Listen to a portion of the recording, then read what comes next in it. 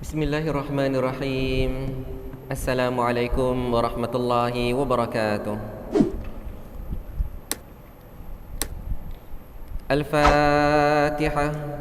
A'udzu billahi minasy syaithanir rajim. Bismillahirrahmanirrahim. Alhamdulillahi rabbil alamin. Ar-Rahmanir Rahim. مالك يوم الدين إياك نعبد وإياك نستعين اهدنا الصراط المستقيم صراط الذين أنعمت عليهم غير المغضوب عليهم ولا الضالين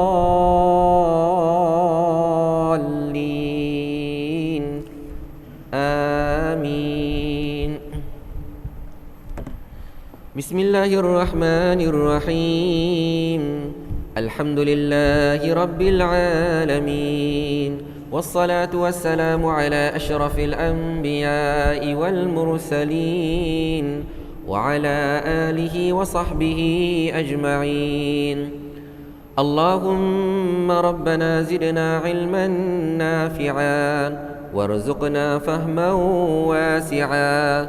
اللهم افتح علينا حكمتك وانشر علينا من خزائن رحمتك يا أرحم الراحمين. رب اشرح لي صدري ويسر لي أمري واحلل عقدة من لساني يفقه قولي. اللهم يا معلم آدم علمنا ويا مفهم سليمان فهمنا. اللهم فقهنا في الدين وعلمنا التأويل. آمين آمين والحمد لله رب العالمين. Alhamdulillah, wassalatu wassalamu ala rasulillah. Tuan-tuan dan puan-puan yang dirahmati Allah Subhanahu wa taala, pertama sekali marilah sama-sama kita panjatkan kesyukuran kepada Allah Subhanahu wa taala.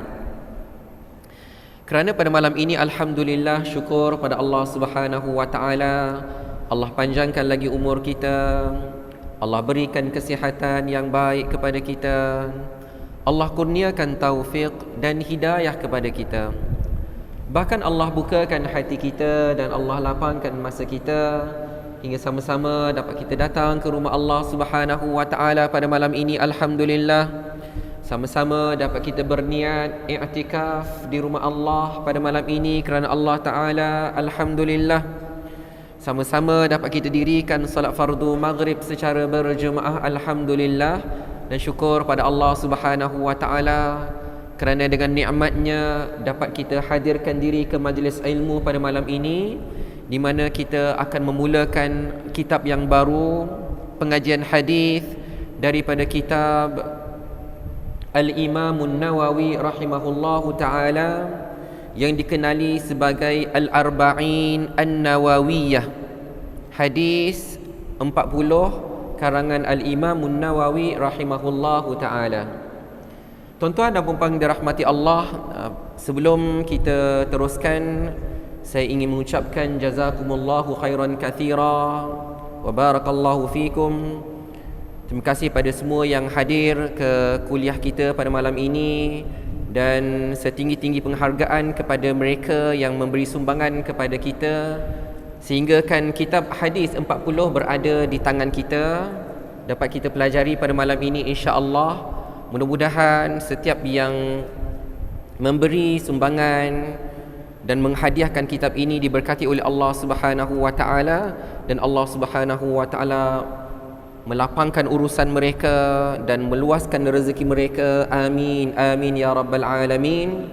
Dan yang jauh lebih utama adalah pengamalan kitab ini, di mana setiap hadis yang dipelajari, maka orang yang menghadiahkan kitab ini insya-Allah beroleh pahala daripada Allah Subhanahu wa taala. Dan setiap amalan yang kita pelajari daripada kitab hadis ini dan diamalkan, mudah-mudahan sampai pahala kepada mereka insya-Allah. Kerana Rasulullah sallallahu alaihi wasallam bersabda, "Idza mata ibnu Adam inqata'a amaluhu illa min thalath." Apabila meninggalnya seseorang hamba Allah itu, maka terputuslah segala amalannya. Terputus, terhenti. Tak ada lagi amalan dia boleh lakukan. Tetapi ada pahala yang masih sampai kepada dia, kecuali 3 perkara. Apa dia? Sadaqatun jariyah, sedekah jariyah. Jadi mudah-mudahan hamba-hamba Allah Subhanahu wa taala yang menghadiahkan kita kitab ini, ya, dikira sebagai sadaqatun jariyah, ya. Mudah-mudahan setiap amalan yang kita datang ke rumah Allah, kita hadirkan diri ke majlis ilmu, kita membaca hadis satu demi satu, beroleh sampai pahala kepada mereka insya-Allah. Dan sebagaimana Al-Imam An-Nawawi rahimahullahu ta'ala, bila kita bicarakan tentang 3 perkara tadi, sadaqatun jariyah, sadaqatun jariyah, sedekah yang berterusan pahalanya. Kemudian ilmu yang bermanfaat, ilmu yang bermanfaat. Dan ketiga adalah waladun salih, waladun salihun yad'ulah, anak salih yang mendoakannya. Kalau kita nanti bicarakan tentang hayat Al-Imam An-Nawawi rahimahullahu ta'ala, secara umumnya kita dapati bahawa daripada 3 perkara itu, dia betul-betul tumpukan kepada salah satu daripadanya, iaitu ilmu yang bermanfaat kepada orang lain. Dia sangat-sangat fokus kepada penyampaian ilmu. Kerana apa tuan-tuan dan puan dirahmati Allah? Kerana dia tidak memiliki anak. Dia tidak ada waladun salihun yad'ulah. Tapi Allah Subhanahu wa taala yang Maha Pemurah, Allah Subhanahu wa taala gantikan dengan lain. Ya. Sekalipun bukan waladun, anaknya sendiri. Kerana Al-Imam An-Nawawi rahimahullahu taala tidak bernikah dan tidak memiliki anak, dan dia meninggal dunia pada usia muda, pada usia 45 tahun. Tentang biografi dia kita cerita kemudian. Kita nak cerita tentang kitab ni dulu. Tuan-tuan dan puan-puan dirahmati Allah, sekalipun dia tidak memiliki anak yang mendoakan dia, tetapi dia memiliki ramai orang-orang yang membaca kitab dia. Sehingga kan setiap kali disebutkan Al-Imam An-Nawawi, orang mendoakan dia, rahimahullahu ta'ala, semoga Allah merahmatinya. Luar biasa. Tetapi ada caranya, iaitu dengan ilmu yang dia sampaikan, ya. Adapun daripada sudut sadaqatun jariyah, ya, Al-Imam An-Nawawi rahimahullahu ta'ala bukanlah dikenali sebagai orang yang kaya. Hidup dia wara', hidup dia zuhud, tawaduk pada Allah Subhanahu wa ta'ala, hidup yang cukup sederhana saja, ya. Jadi kita tidak menafikan sedekah yang dia ada, tetapi berbeza, ya. Kalau dengan seseorang yang sedekahnya banyak, yang dia berharap kepada Allah Subhanahu wa taala dengan sedekah dia masih sampai, ya, pahala-pahala selepas kematiannya. Tetapi Al-Imam An-Nawawi rahimahullahu taala tertumpu kepada ilmu yang bermanfaat. Jadi tuan-tuan dan puan-puan dirahmati Allah Subhanahu wa taala, begitulah juga kepada para penyumbang yang menghadiahkan kitab ini. Yang belum dapatkan kitab ni boleh datang ke depan insya-Allah. Ada 1 2 3 4 5 6 boleh datang ambil kitab ini. Yang belum ada jangan malu, ini ilmu. Ya, yang belum ada kitab boleh datang ke sini untuk dapatkan kitab. Ya, nampaknya ada daripada Muslimat, tolong Abang Jeff bagikan ni seorang, dan yang tak cukup nanti maklumkan, insya-Allah Bang Jeff boleh ambilkan daripada dalam ke almari insya-Allah. Jadi tuan-tuan dan puan-puan boleh. Nanti insya-Allah yang tak cukup tu kita akan hantar ke belakang, ya. Jadi alhamdulillah, sebenarnya bila kita pegang ni tuan-tuan dan puan-puan dirahmati Allah, ini karya yang sangat agung. Ini karya yang luar biasa. Jangan risau, kejap lagi sampai. Nanti Abang Jeff akan hantar kitabnya insya-Allah. Tuan-tuan dan puan-puan dirahmati Allah, bukan yang saya maksudkan yang kita pegang ni saja, ada banyak cetakan. Tapi yang kita maksudkan adalah karangan Al-Imam An-Nawawi rahimahullahu ta'ala adalah di antara karya yang sangat agung. Kita hari ini masih berada dalam bulan Muharram, tahun yang ke-1442. Dan Al-Imam Nawawi rahimahullahu ta'ala dilahirkan pada bulan ini, bulan Muharram, pada tahun yang ke-631 Hijrah. Jaraknya di antara kita dengan kita memegang kitab ini pada hari ini, jaraknya 811 tahun. Masya Allah, dah 811 tahun berlalu, tetapi Masya Allah kita dapati kitab ini masih dimiliki oleh orang-orang Islam, orang-orang yang beriman kepada Allah Subhanahu wa taala. Bahkan ini di antara kitab hadis yang sangat-sangat diberkati oleh Allah Subhanahu wa taala. Ya. Bagaimana orang boleh mendakwa begitu? Kerana tuan-tuan dan puan-puan dirahmati Allah Subhanahu wa taala, kitab hadis 40 ini bukanlah satu-satunya yang dikarang oleh para ulama tentang hadis 40. Ya. Ramai para ulama sebelum Al-Imam Nawawi rahimahullahu taala, para ulama sudah pun mengarang, ya, para ulama sebelum Al-Imam Nawawi sudah pun mengarang kitab-kitab hadis 40.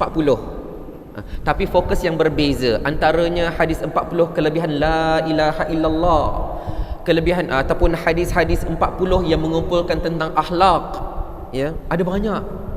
Tetapi tuan-tuan dan puan-puan yang dirahmati Allah Subhanahu wa taala, dalam banyak-banyak hadis 40 itu, yang paling masyhur adalah hadis 40 yang sedang kita pegang ini, yang dibaca sehingga hari ini, sangat-sangat diberkati oleh Allah Subhanahu wa taala. Nanti kita ceritakan tuan-tuan dan puan-puan dirahmati Allah, kita akan bacakan. Memandangkan kitab yang berada di samping kita ini adalah Syarhul Arba'in An-Nawawiyah lil Imam Ibn Al-Attar, syarah hadis 40 yang dikarang ataupun yang dijelaskan oleh Al-Imam Ibn Attar, murid kanan Al-Imam Nawawi. Kita akan dapati tuan-tuan dan puan dirahmati Allah, Al-Syekh Al-Imam Ibn Al-Attar yang mensyarahkan hadis ini, terjemahannya bukan calang-calang orang tuan-tuan dan puan dirahmati Allah, ya. Meskipun jarak di antara Ibn Al-Attar dengan Al-Imam Nawawi rahimahullahu taala kira-kira 23 tahun, tapi Al-Imam Ibn Al-Attar ini dia mendampingi Al-Imam Nawawi rahimahullahu taala. Dia melihat akhlak Al-Imam Nawawi rahimahullahu taala. Bahkan dia banyak menceritakan kepada kita siapa dia Al-Imam Nawawi. Hingga kan tuan-tuan dan puan dirahmati Allah, rapatnya Ibn Al-Attar, ya, dengan Al-Imam Nawawi rahimahullahu ta'ala, daripada sudut ilmunya, daripada sudut akhlaknya dia tiru, hingga dia dikenali sebagai Al-Imam An-Nawawi As-Saghir, ya, Imam An-Nawawi Junior, Al-Imam Nawawi Junior. Masya Allah. Jadi Masya Allah tuan-tuan dan puan dirahmati Allah, setelah saya membelik kitab ini, saya dapati banyak perkara yang sangat bermanfaat, bermula daripada kata penerbit. Daripada kata penerbit pun kita akan baca insya-Allah, kerana ada penjelasan-penjelasan kepada kita. Hadis ini, nama kitab ini hadis 40 Al-Imam Nawawi, tetapi di dalamnya ada 42 hadis. Dah pelik tuan-tuan dan puan dirahmati Allah, macam mana boleh ada 42 hadis? Kenapa ada lebih 2 hadis? Kenapa dinamakan hadis 40, tak dinamakan hadis 42? Jawapannya ada dekat mana tuan-tuan dan puan dirahmati Allah? Dekat kata penerbit lagi. Sebab tu kata penerbit pun kita akan baca insya-Allah. Baik, sebelum tu tuan-tuan dan puan dirahmati Allah, saya berikan sedikit gambaran bagaimana kitab hadis 40 yang dikarang oleh Al-Imam Nawawi disebutkan istilahnya diterima oleh masyarakat, ya, diterima, ya, bil qabul, diterima oleh masyarakat. Jadi tuan-tuan dan puan dirahmati Allah Subhanahu wa taala, antaranya yang disebutkan oleh Al-Imam, ya, Ibn Rajab Al-Hambali, dia kata dalam banyak-banyak kitab hadis 40 yang masyhur adalah hadis 40 yang dikarang oleh Al-Imam Nawawi yang berada di tangan kita ni. Kenapa? Kerana tuan-tuan dan puan dirahmati Allah, Al-Imam Nawawi rahimahullahu taala, dia ya, sangat-sangat ikhlas, ya, sangat-sangat ikhlas, ya, ketika mana dia menghimpunkan 40 hadis Rasulullah sallallahu alaihi wasallam yang sumbernya kebanyakan daripada Sahih Al-Bukhari, daripada Sahih Muslim, ya. Jadi kata Ibn Rajab Al-Hambali, ya, ramai di antara orang yang mempelajari kitab ini, bahkan tuan-tuan dan puan dirahmati Allah, bukan sekadar ramai yang mempelajarinya, ramai yang menghafalnya. Jadi tuan-tuan dan puan dirahmati Allah Subhanahu wa taala, oleh kerana pengajian kita berbentuk mingguan, seminggu sekali saja, dan saya menjangkakan bukanlah satu minggu satu hadis, tak.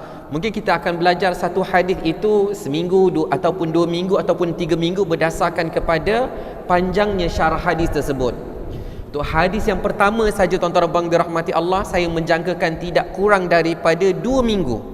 2 minggu tu bukanlah 2 minggu 14 hari, 2 hari sajalah, ya. Maksudnya hari Sabtu depan dan hari Sabtu satu lagi tu. Kerana begitu banyak fadilat ataupun perkara yang disyarahkan oleh para ulama tentang hadis yang pertama, iaitu innamal a'malu binniyat wa innamal likulli imri'in ma nawa. Jadi tuan-tuan dan puan dirahmati Allah, saya sangat-sangat menggalakkan, ya, kepada tuan-tuan dan puan yang dirahmati Allah Subhanahu wa taala yang berkelapangan, dan doa pada Allah supaya Allah lapangkan masa kita dan Allah lapangkan dada kita, kuatkan semangat kita untuk menghafal hadis 40 ni. Hafal tuan-tuan dan puan dirahmati Allah. Walaupun saya bercakap atas kapasiti masyarakat awam, sedangkan para ulama kebanyakannya mereka bercakap atas kapasiti talibul ilm. Maksudnya memang mereka mengajar tu pelajar-pelajar. Tapi sama saja tuan-tuan dan puan dirahmati Allah, ya, kita tak boleh bandingkan pelajar-pelajar yang remaja-remaja tak apalah, mereka boleh hafal, ya. Kita dah berumur, kita tak boleh hafal, tak. Sama saja tuan-tuan dan puan dirahmati Allah, wasiat, ya, kebanyakan daurah, kebanyakan majlis-majlis ilmu mensyarahkan hadis 40 ini, semua, hampir semua daurah yang saya dengar, semua mengajak kepada para pendengar untuk menghafalnya. Kesan dia sangat kuat tuan-tuan dan puan dirahmati Allah. Kerana itu yang kita nak ceritakan, perbezaan hadis 40 yang dihimpunkan oleh para ulama yang lain dan hadis 40 yang dihimpunkan oleh Al-Imam An-Nawawi rahimahullahu ta'ala. Disebutkan oleh Ibn Rajab Al-Hambali bahawa ramai yang menghafalnya, ya, disebabkan Allah Subhanahu wa ta'ala memberkati usaha Al-Imam An-Nawawi, disebabkan niatnya yang ikhlas, niatnya yang baik, ya, niatnya dalam menegakkan agama Islam. Jadi masya-Allah tuan-tuan dan puan dirahmati Allah. Selain daripada itu tuan-tuan dan puan dirahmati Allah, ada sebahagian para ulama menyebutkan ada 3 faktor utama. 3 faktor utama. Yang pertama tuan-tuan dan puan dirahmati Allah Subhanahu wa taala, niatnya yang ikhlas, ya. Macam mana hadis 40 Al-Imam An-Nawawi boleh jadi yang paling popular? Yang pertama kerana keikhlasan yang ada di dalam hati Al-Imam An-Nawawi dalam menyampaikan hadis. Yang kedua tuan-tuan dan puan dirahmati Allah, doanya kepada Allah. Doanya kepada Allah Subhanahu wa taala agar karangannya diterima. Oh, betul-betul diterima tuan-tuan dan puan dirahmati Allah Subhanahu wa taala. Dan yang ketiga, macam mana hadis 40 karangan Al-Imam An-Nawawi diterima oleh masyarakat, dan ini bukan diterima dalam tempoh yang pendek, tetapi kira-kira 800 tahun. Dalam tempoh 800 tahun ini tuan-tuan dan puan dirahmati Allah, kitabnya diterima oleh orang-orang yang beriman kepada Allah Subhanahu wa taala. Kerana apa? Kerana hadis-hadis yang dipilih, hadis-hadis yang dipilih di dalam hadis 40 ini adalah hadis-hadis yang mencakupi aspek agama kita secara menyeluruh. Di dalamnya ada tentang rukun iman, di dalamnya ada tentang rukun Islam, di dalamnya ada hubungan di antara kita dengan Allah Subhanahu wa taala, di antaranya ada hubungan di antara kita dengan manusia, di antaranya adalah cerita tentang syurga Allah Subhanahu wa taala, di antaranya ceritakan tentang bagaimana kita berbakti kepada kedua orang tua. Seluruh aspek kehidupan kita dalam beragama, bahkan dalam soal muamalah, hubungan kita dengan orang lain, ya, akhlak, semuanya terhimpun di dalam kitab Hadis 40 karangan Al-Imam Nawawi rahimahullahu taala, ya. Jadi tuan-tuan dan puan-puan dirahmati Allah Subhanahu wa taala, oleh kerana kita dah sebutkan, ya, jom kita buka tuan-tuan dan puan-puan dirahmati Allah, kita buka kitab yang ada di samping kita ini, dan kita saya nak muka surat yang keberapa dulu ni. Kita bermula daripada isi kandungan terus, ya, isi kandungan, ya. Jadi kita akan baca sepintas lalu, dan kita melihat inilah hadis-hadis yang diberikan tajuk, supaya bila dengan tajuk kita boleh gambarkan inilah hadis-hadis yang dihimpunkan oleh Al-Imam Nawawi, yang menyebabkan kitab ini sangat-sangat masyhur, ya, dalam kalangan orang-orang yang beragama Islam. Okey. Hadis yang pertama saya bacakan, pahala amal bergantung kepada niat. Hadis innamal a'malu binniyat. Hadis yang kedua adalah tentang iman, Islam dan ihsan dalam diri kita, tuan-tuan dan puan-puan dirahmati Allah. Yang kita ni yang beragama Islam ini, yang tertegak dengan rukun-rukun Islam, yang tertegak dengan rukun-rukun iman, itulah yang dikongsikan, itulah yang ditekankan oleh Al-Imam Nawawi rahimahullahu taala. Diikuti dengan hadis yang ketiga, rukun Islam yang 5. Rukun Islam yang 5. Hadis yang keempat, tahap penciptaan manusia dan ketentuan takdir. Yang kelima, amalan yang tertolak. Al-Imam Nawawi, bila kita sampai kepada hadisnya, begitu menekankan agar setiap amalan yang kita lakukan itu tepat, berlandaskan apa yang diajar oleh Rasulullah sallallahu alaihi wasallam, ya. Sebab itu sebagian para ulama menyebutkan tentang qabul, tentang penerimaan amalan itu ada 2 syaratnya, ya. Syarat penerimaan satu-satu amalan yang kita lakukan itu ada 2. Yang pertama, ikhlas, ya. Yang pertama, setiap amalan yang kita lakukan, yang kita hadir majlis ilmu pada malam ini, ikhlas kerana Allah Subhanahu wa taala, ya. Dan bila mana kita pelajari, walaupun saya yakin ada di antara kita yang dah pernah belajar hadis 40 dulu, kita dah belajar dengan ustaz ni, kita dah belajar dengan ustaz tu, kita dah belajar. Tapi tuan-tuan dan puan-puan dirahmati Allah Subhanahu wa taala, sentiasa ikhlaskan niat. Saya belajar kerana Allah, saya belajar kerana Allah. Boleh jadi saya pernah dengar tapi saya belum amalkan lagi. Sekarang kita ikhlaskan niat kita, ya Allah, saya belajar hadis kerana Allah, kerana-Mu ya Allah, beri kekuatan kepada saya supaya saya boleh mengamalkannya ya Allah. Jadi kita akan tengok tuan-tuan dan puan-puan dirahmati Allah, dan boleh jadi saja kita mempelajari sebelum ini kitab hadis daripada syarah para ulama yang lain. Kerana para ulama yang mensyarahkan kitab hadis 40 yang mensyarahkan, Al-Imam Nawawi dia mengumpulkan hadis-hadisnya, dan kita perlukan kepada syarah, penjelasan kepada hadis-hadis tersebut. Apa maksud sebenar di sebalik hadis-hadis itu? Tak boleh kita interpret ataupun kita tafsir sendiri. Kita kena ada tafsiran daripada para ulama.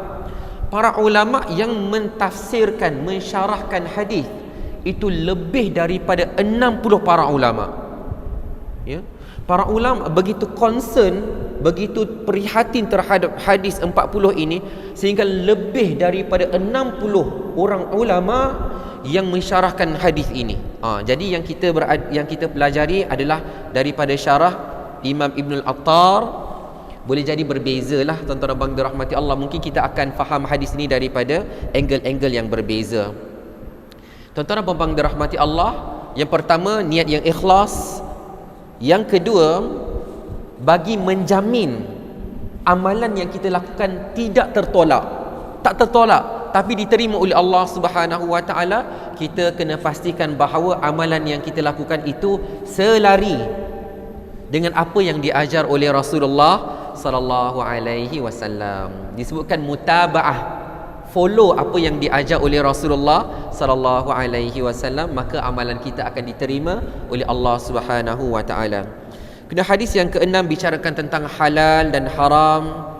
Hadis yang ke-7 tentang agama itu nasihat. Hadis yang ke-8 kehormatan seorang muslim. Hadis ke-9, jangan banyak membantah. Hadis yang ke-10, baik dan halal. Syarat doa diterima. Jadi tuan-tuan abang dirahmati Allah Subhanahu wa taala, bukan daripada aspek akidah, tapi muamalah. Hak seorang muslim itu bagaimana? Menziarahinya, ya, memberi salam kepadanya, menunaikan jemputannya. Banyak sekali yang tuan-tuan abang dirahmati Allah yang kita belajar, insya-Allah kita adapt, kita amalkan dalam kehidupan kita. Itu yang luar biasa. Jadi tuan-tuan abang dirahmati Allah, sebelum sambung kepada yang 11, suka saya ingatkan diri saya dan tuan-tuan dan puan-puan yang dirahmati Allah agar sentiasa ikhlaskan niat bila mana kita mempelajari ilmu hadis ini kerana Allah Subhanahu wa taala, dan yakinlah bahawa para ulama menyebutkan bahawa nilainya ilmu itu lebih tinggi daripada nilainya harta. Nilainya ilmu yang kita datang, insya-Allah, bukan kuliah saya saja, kuliah mana-mana. Hari-hari kita hadiri kuliah, esok kuliah subuh kita datang, malam esok kuliah maghrib kita datang.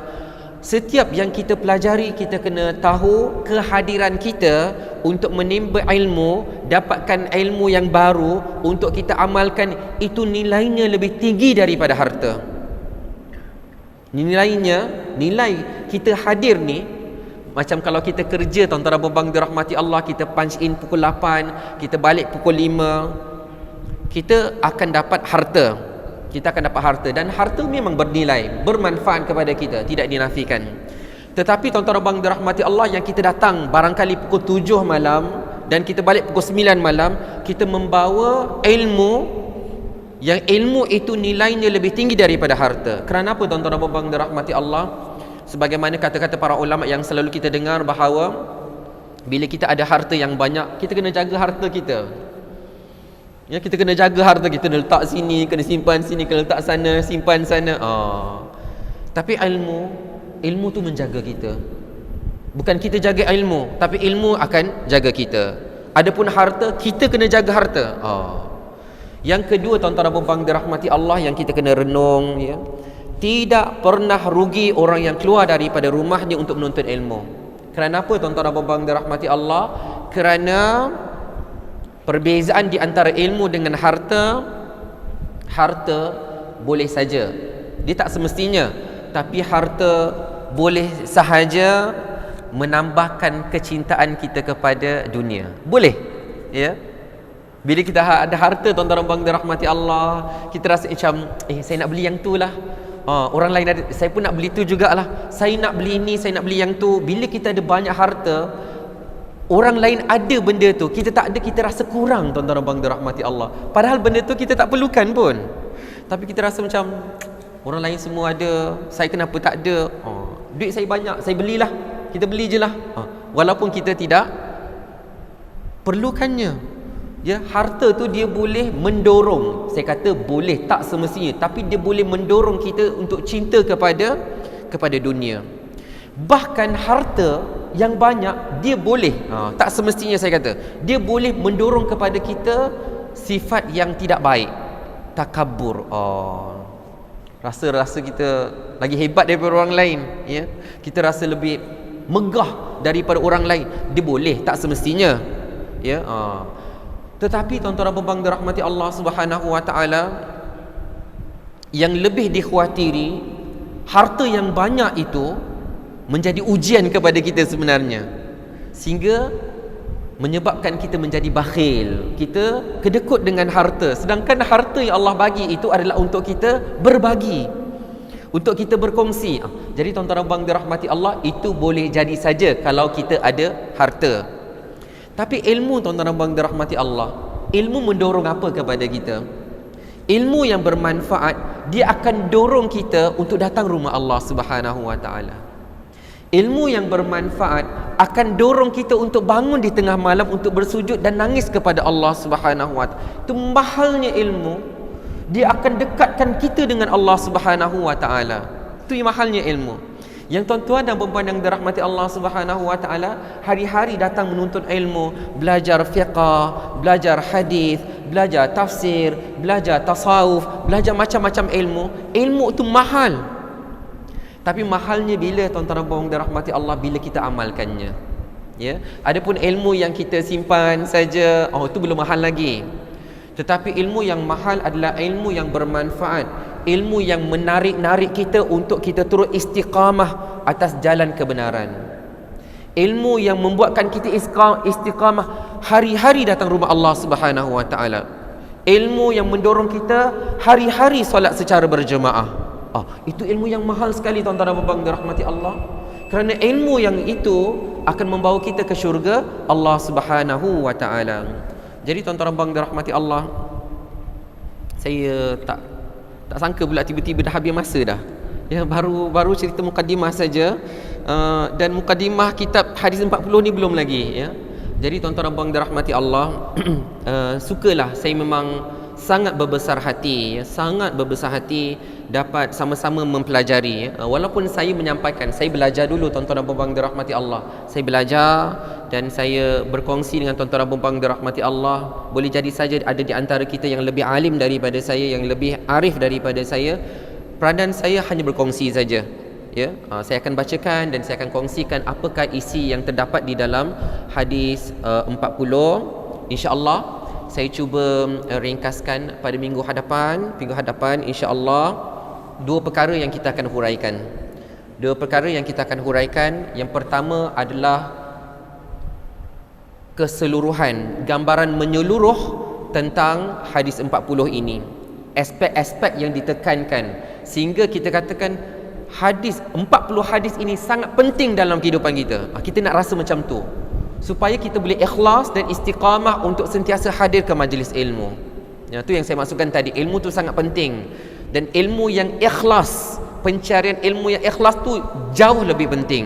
Kerana dia akan buatkan kita stick, kita boleh kekal, kita boleh istiqamah untuk menuntut ilmu agama Allah Subhanahu wa taala. Insya-Allah kita akan sebutkan secara menyeluruh apakah isi kandungan kitab hadis 40.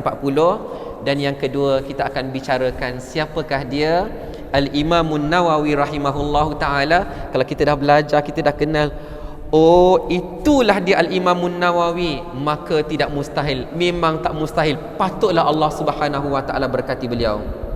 Hanya dengan kita ceritakan bagaimana dia belajar saja, bagaimana Al-Imamun Nawawi belajar saja, kita kata patutlah Allah Subhanahu wa taala memberkati beliau. Mudah-mudahan diberkati oleh Allah Subhanahu wa taala. Terima kasih pada semua yang hadir. Saya alu-alukan kepada semua yang hadir ke majlis ilmu ini. Dan untuk makluman, siapa-siapa yang belum lagi mendapatkan kitab ini, boleh maklumkan kepada Abang Jeff. InsyaAllah kita masih ada stok lagi. Dan kita akan cuba, dan saya berharap pada tuan-tuan dan puan dirahmati Allah, tolong share, tolong maklumkan kepada sahabat-sahabat, ya, supaya dapat memeriahkan lagi, makmurkan lagi rumah Allah Subhanahu wa taala, ramaikan lagi ahli majlis. Saya dapat hadir ke majlis ilmu ini kerana apa? Orang yang menyumbang ataupun yang menghadiahkan kitab ini sangat banyak jumlahnya. Yang menonton secara online pun, secara maya Facebook pun, kita akan hantar, kita akan post kitab kepada mereka insya-Allah. Bahkan kos untuk post pun kita tanggung juga, ya. Ini semua adalah berkat sumbangan daripada tuan-tuan dan puan yang dirahmati Allah Subhanahu wa taala. Jadi kita akhiri kuliah kita dengan tasbih kafarah dan suratul Asr. Bismillahirrahmanirrahim. Wal 'asr innal insana lafi khusr illa alladhina amanu wa 'amilus salihat wa tawasaw bil haqqi wa tawasaw bis sabr. Subhanakallahumma wa bihamdika asyhadu an la ilaha illa anta astaghfiruka wa atubu ilaik. Bismillahirrahmanirrahim. Alhamdulillahi rabbil alamin, wassalatu wassalamu ala asyrafil anbiya'i wal mursalin wa ala alihi wa sahbihi ajma'in. Allahumma inna nas'aluka ilman nafi'a wa rizqan tayyiba wa amalan mutaqabbala. Ya Allah, ya Tuhan kami, berkatilah ilmu yang Kau berikan kepada kami, ya Allah. Ya Allah, ya Tuhan kami, berkatilah penginfak di bawah, memohon, ya, agar Allah Subhanahu wa taala murahkan rezeki, ya. Ya Allah, ya Tuhan kami, berkatilah rezeki mereka, ya Allah. panjangkanlah umur mereka ya Allah, permudahkan segala urusan mereka ya Allah, urusan di dunia ini dan di akhirat nanti ya Allah. Ya Allah, ya Tuhan kami, berkatilah semua yang hadir pada majlis kita pada malam ini ya Allah. Berkatilah ilmu-ilmu yang kami pelajari ya Allah. Berikanlah kekuatan kepada kami untuk mengamalkan isi kandungan daripada kitab hadis 40 ini ya Allah. Rabbana taqabbal minna du'aana innaka antas sami'ul alim wa tub alaina ya maulana innaka antat tawwabur rahim. Rabbana atina fid dunya hasanah وفي الآخرة حسنة وقنا عذاب النار وصلى الله على سيدنا محمد وعلى آله وصحبه وسلم والحمد لله رب العالمين وبارك الله فيكم والسلام عليكم ورحمة الله وبركاته.